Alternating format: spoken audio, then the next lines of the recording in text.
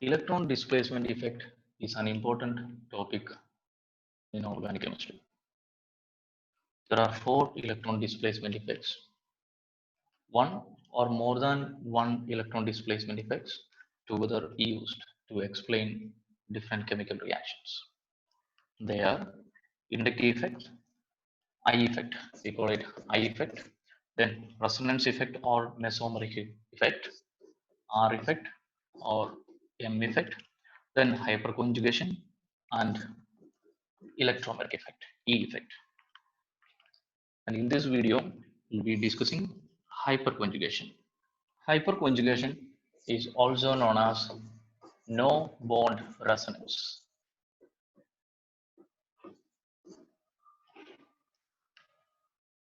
And we can see hyperconjugation in three compounds. One is carbocation, another one is alkene, and then free radicals. In hyperconjugation, there's a migration of carbon hydrogen sigma bond. This carbon hydrogen bond is a sigma bond. There's a migration of carbon hydrogen sigma bond of an alpha carbon. So alpha hydrogen is must for a particular compound to show hyperconjugation. Now we will explain how hyperconjugation happens in a carbocation.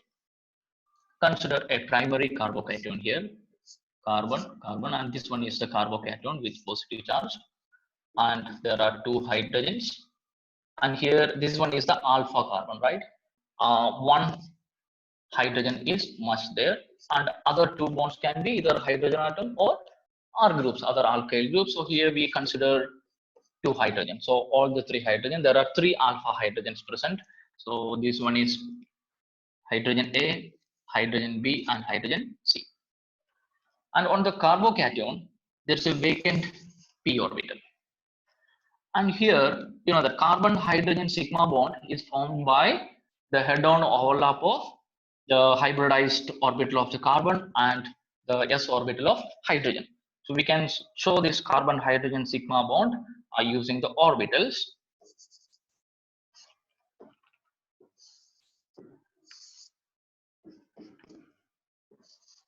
Like this. So there are two electrons present in the bond.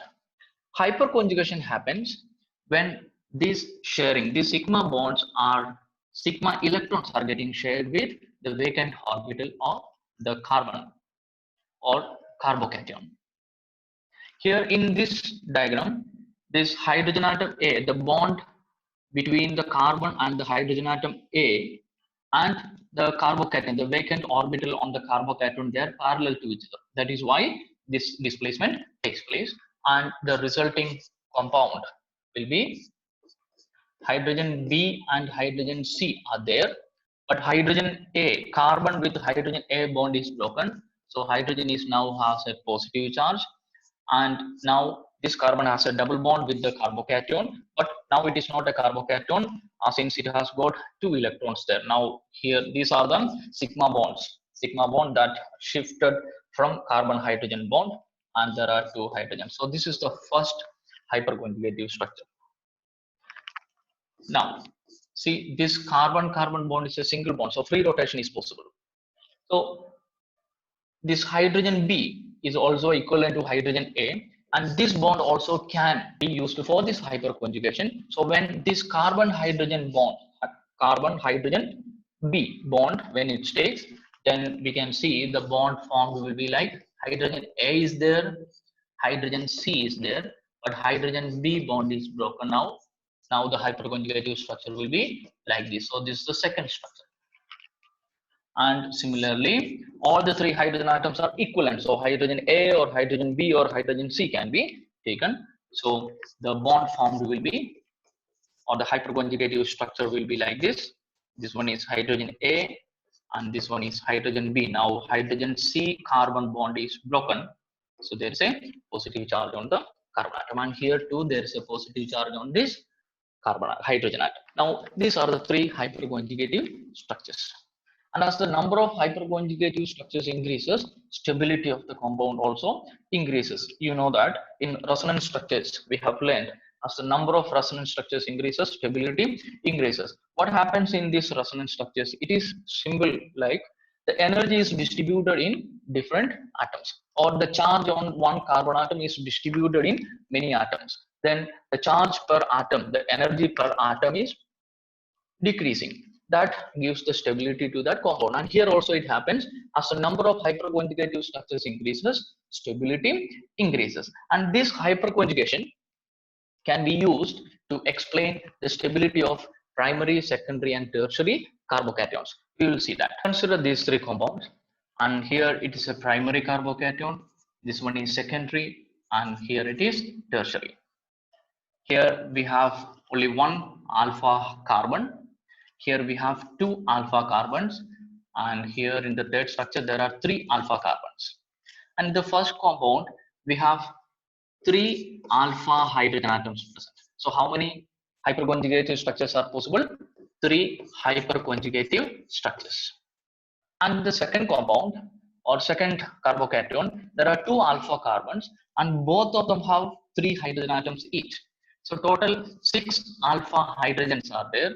So 6 hyperconjugative structures are possible. And when you come to the tertiary carbon, you can see the total 9 alpha hydrogens. 9 alpha hydrogens are present. So 9 hyperconjugative structures are possible. So which carbocation is more stable?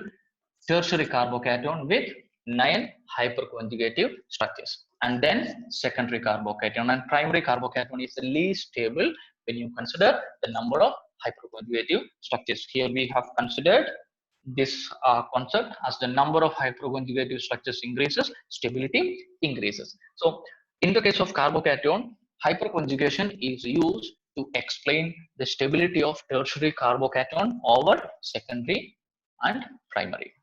Now we will see how we can use this hyperconjugation in an alkene. Second one, hyperconjugation in alkene. Consider an alkene.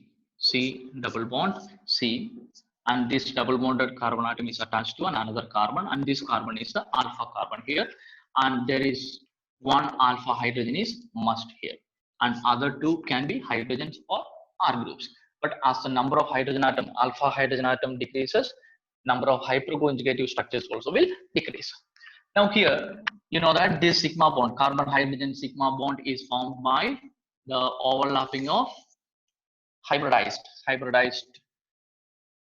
orbital of the carbon and the s orbital of the hydrogen.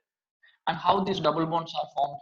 You know that double bonds are formed by the lateral overlapping of the p orbitals of carbon atoms.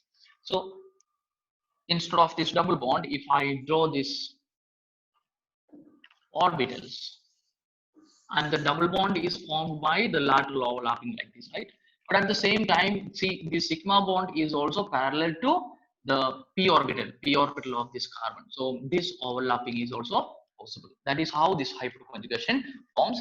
Then you will get it. The structure will be like, so here carbon hydrogen, both the electrons are shifted to the another carbon.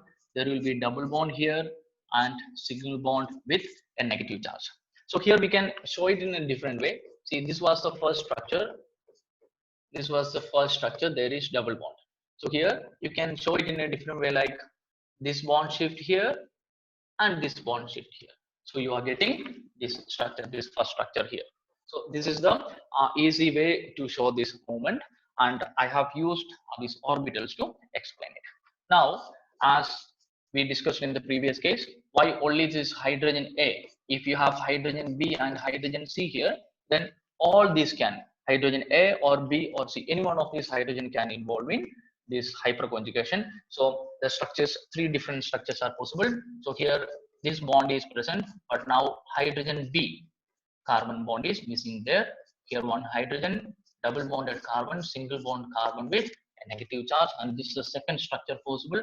And the third structure possible from this one is when the carbons, hydrogen C involved in the hyperconjugation. So hydrogen A, hydrogen B, Now hydrogen C bond is missing. It has a positive charge there.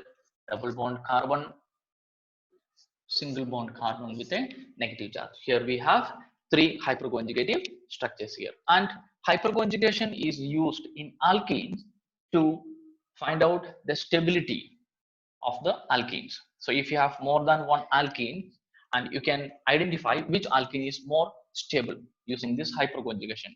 What is the concept we are using? As the number of hyperconjugative structures increases, the stability of the alkene also increases. Consider these alkenes. We have four alkenes here. Which alkene is more stable? We can use hyperconjugation for explaining the stability. Here, these are the two carbon atoms, right? These are the two carbon atoms. And how many alpha carbons are there? 1, 2, 3, 4 alpha carbons are there. And all the alpha carbons of hydrogens too. So total 12 alpha hydrogens. 12 alpha hydrogens are there. What about the second compound? There are only 3 alpha carbons and only 9 alpha hydrogens. And in the third structure, there are only 6 alpha hydrogen.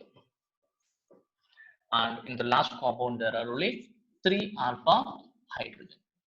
So which one will show maximum number of hyperconjugative structures? Structure 1. So structure 1 will be more stable than second compound, then third, and the fourth compound is the least stable alkene among these four. Why? Because the fourth compound has only 3 alpha hydrogens, so only 3 hyperconjugative structures are possible, and one has the maximum number of hyperconjugative structures. So this is how we can use the hyperconjugation to explain the stability of alkenes. Now we will see hyperconjugation in free radical. And you know what are free radicals, right? Free radicals are, in the case of carbon with a free electron. So here there is one free radical, and you know that alpha hydrogen is must. So we write 3 alpha hydrogens here. This one is alpha carbon, and all these hydrogen atoms are alpha hydrogen.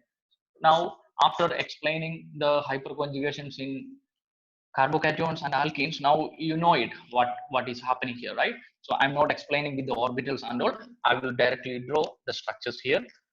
First, hydrogen A, alpha hydrogen A, B and C, hydrogen B and C is here. Now this bond is broken, hydrogen with one electron is present there, double bond with this CH2. So this is the first hyperconjugative structures of this free radical. Now the second structure formed will be with hydrogen B. Carbon hydrogen A bond is there, but hydrogen B bond is broken, so hydrogen free radical there. Now hydrogen double bond CH2. So this is the structure 2. Now the structure 3 formed will be with hydrogen C. So carbon with hydrogen A, hydrogen B is there, but hydrogen C bond is broken, a free radical double bond CH2. So these are the 3 hyperconjugative structures of this compound, and this one is a primary free radical. You can see that this one is a primary free radical, and this hyperconjugation is used to explain the stabilities of primary, secondary, and tertiary free radicals. We'll see that. Here you can see this one is a primary free radical, this is one is secondary, and this is tertiary. Here how many alpha hydrogens are there? 3 alpha hydrogen. Here in the second compound there are 6 alpha hydrogen, and in the last compound 9 alpha hydrogen. It is pretty similar to the carbocation explanation, right? So here, so which carbocation is more stable? Sorry, which free radical is more stable here? Tertiary free radical. Why? Tertiary free radicals can have 9 hyperconjugative structures, and then secondary, and then primary. Hope you understood how this hyperconjugation is used to explain the stabilities of primary, secondary, tertiary carbocations and free radicals, and how to explain the stability of different alkenes. Thank you.